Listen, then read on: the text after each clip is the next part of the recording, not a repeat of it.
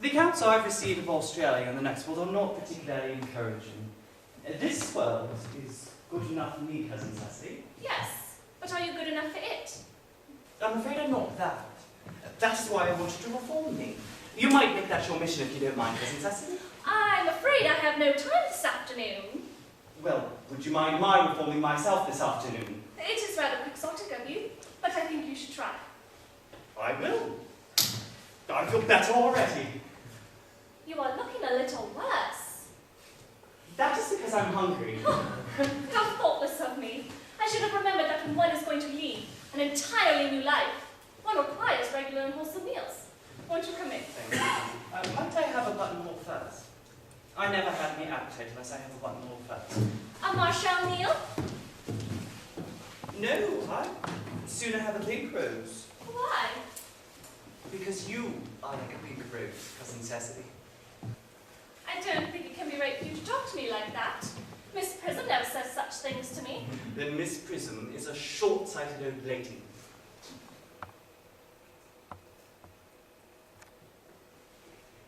You are the prettiest girl I ever saw. Miss Prism says that all good looks are a snare. They are a snare that every sensible man would like to be caught in. Oh, I don't think I would care to hit a sensible man. I should know what to talk to him about.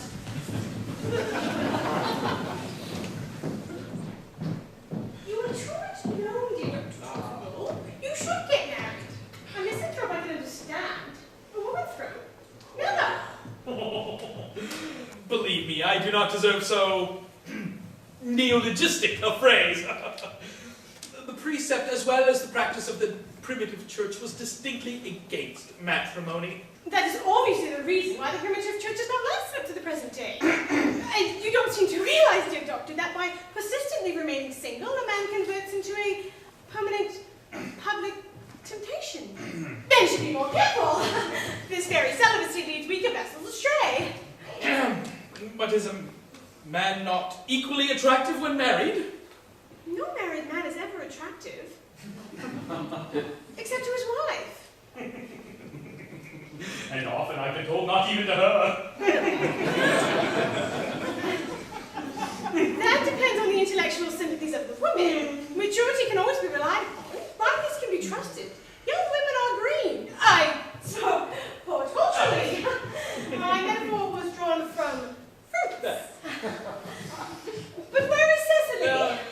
Perhaps she followed us to the school. Mr. Worthing. Mr. Worthing? This is indeed a surprise. We did not look for you till in the afternoon. I have returned sooner than I expected. Dr. Chasuble, I hope you are well. Dear Mr. Worthing, I trust this garb of woe does not betoken some terrible calamity. My brother. More shameful debts and extravagance? Still leading a life of pleasure? Dead. Brother Ernest? Dead? Quite dead. What a lesson for him. I trust he will profit by it. Mr. Worthing, I offer you my sincere condolence. You have at least the consolation of knowing you are always the most generous and forgiving of brothers. Poor Ernest. He had many faults, but it is a sad, sad blow. Very sad indeed. Were you with him at the end? No. He died abroad, in Paris, in fact. I had a telegram last night from the manager of the Grand Hotel. And was the cause of death mentioned? Severe chill, it seems. As a man sows, so shall he reap. Charity, Miss Prism! Charity! None of us are perfect. I myself am peculiarly susceptible to drafts.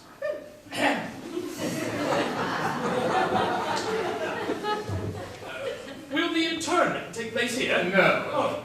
He seems to have expressed a desire to be buried in Paris. In Paris? Oh, I fear that hardly points to any very serious state of mind at the last.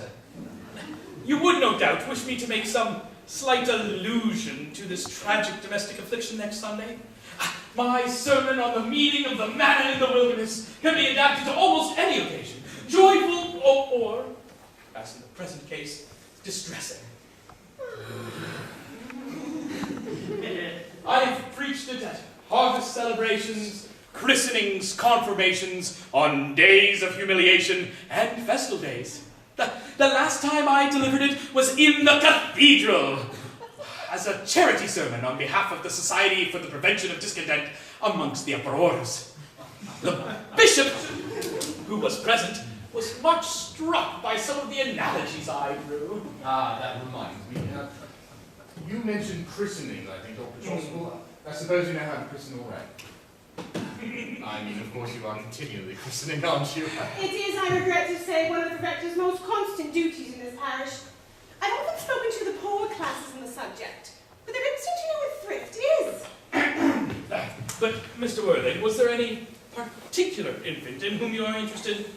Your brother was, I believe, unmarried, was he not? Oh, yes.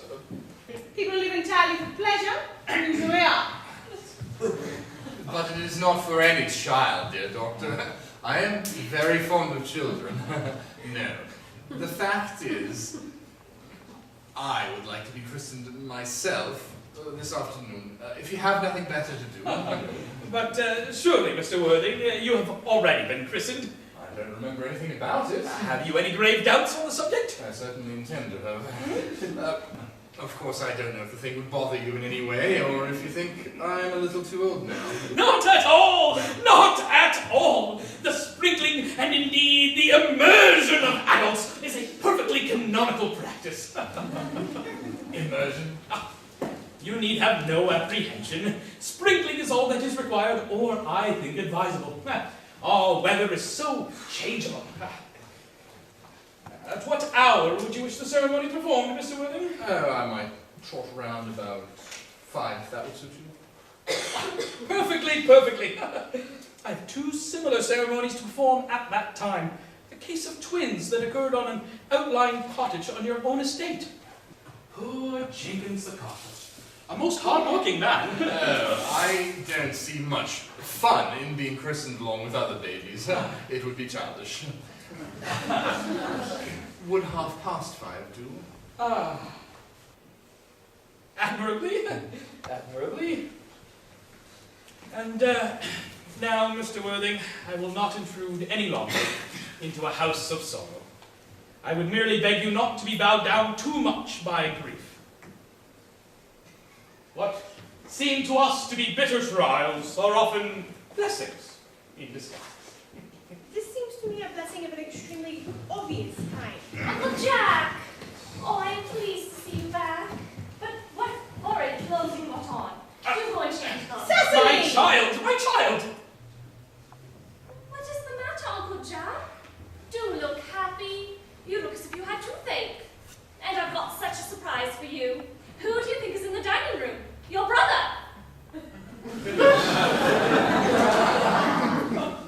Your brother Ernest. He arrived about half an hour ago. What nonsense. I haven't got a brother. Oh, don't say that. However badly he may have behaved to you in the past, he is still your brother. You couldn't be so heartless as to disown him. I'll tell him to come out, and you will shake hands with him, won't you, Uncle Jack? These are very joyful tidings indeed! After it all but resigned to his loss, his sudden return seems to me peculiarly distressing. Oh, my brother is in the dining room.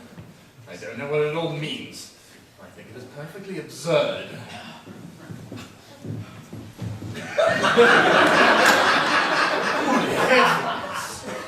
Brother John, I've come down from town to tell you that I'm very sorry for all the trouble that I've given you, and that I intend to lead a better life